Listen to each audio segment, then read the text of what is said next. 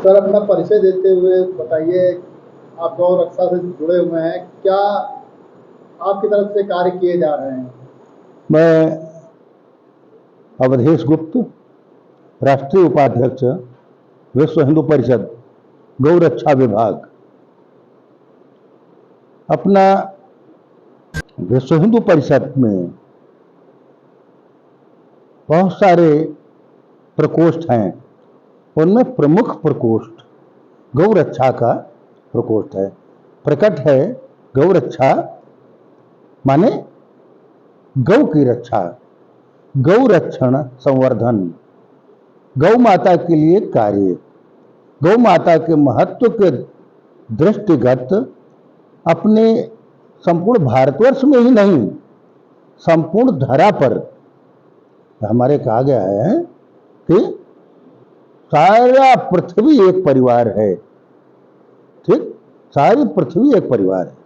तो हम विश्व हिंदू परिषद का, संघ का जो दृष्टिकोण है वो सारी धरा का है और संपूर्ण धरा पर व्याप्त गौ माताओं के रक्षण के लिए, संवर्धन के लिए अपना विश्व हिंदू परिषद का ये गौ रक्षा आयाम ये प्रयासरत है और सतत गौ रक्षा के लिए कार्य करती है। गौ विज्ञान अपना कैसे, गौ का क्या महत्व है, गौ माता कैसे इस देश का राष्ट्र का अर्थशास्त्र है, गौ माता इस देश का समाज शास्त्र है, गौ माता इस देश का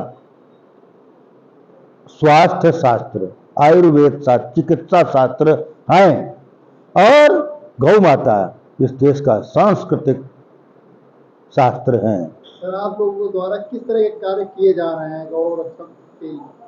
गौ माता के गौ उत्पाद के द्वारा जीरो बजट की कृषि, भारतवर्ष कृषि प्रधान देश है। कृषि प्रधान देश के कारण भारतवर्ष में जीरो बजट की कृषि का बड़ा महत्व है। आज किसान ठगा जा रहा है, किसके द्वारा?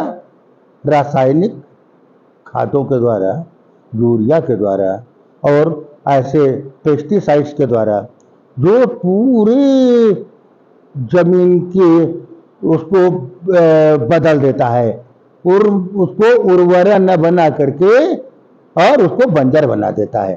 तो गौ माता के उत्पाद के कारण गौ जो ऐसे कृषि जो होती है गौ आधारित, तो उस कृषि के द्वारा जो उसमें केचुए हैं वो अच्छे रहते हैं, मरते नहीं हैं।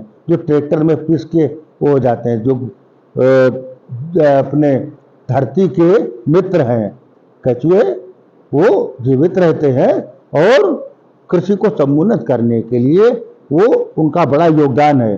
तो उसके भारतीय पद्धति से कृषि और उसके द्वारा जैविक कृषि के द्वारा जीरो बजट की, अभी अपने यहाँ गौ कृपा अमृतम ऐसा एक कल्चर डेवलप किया है विश्व हिंदू परिषद ने, जिसके द्वारा एक बोतल से आप संपूर्ण पृथ्वी का जो जितना वांछित वो है, जितना उसका खाद पानी चाहिए और पेस्टिसाइड का भी वो काम करता है, तो उसके प्रयोग से बहुत सारे किसान समृद्ध हुए। समृद्ध कैसे हुए? उनका खर्चा कम हो गया और उत्पादन उनको अधिक मिला। तो क्या हो गया? जीरो बजट की खेती हो गई।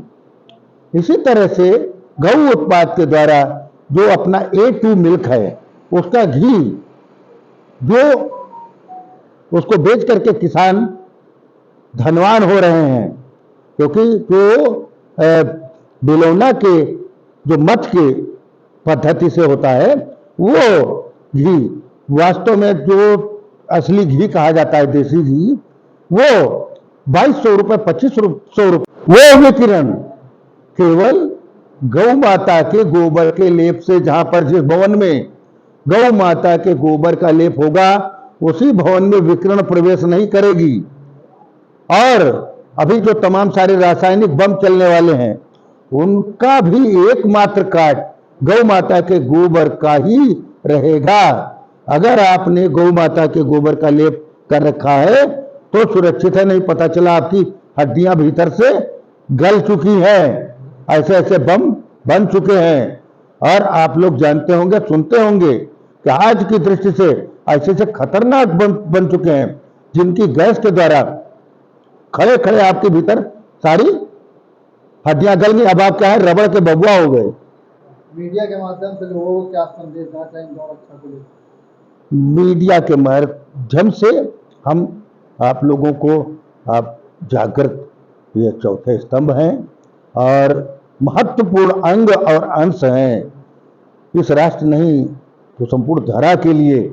आप संवाहक हैं, आप का बड़ा दायित्व है।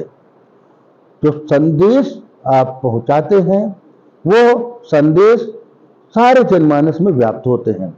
आप अपनी लेखनी के द्वारा, अपने इस कवरेज के द्वारा जन जन तक यह संदेश पहुंचाएं।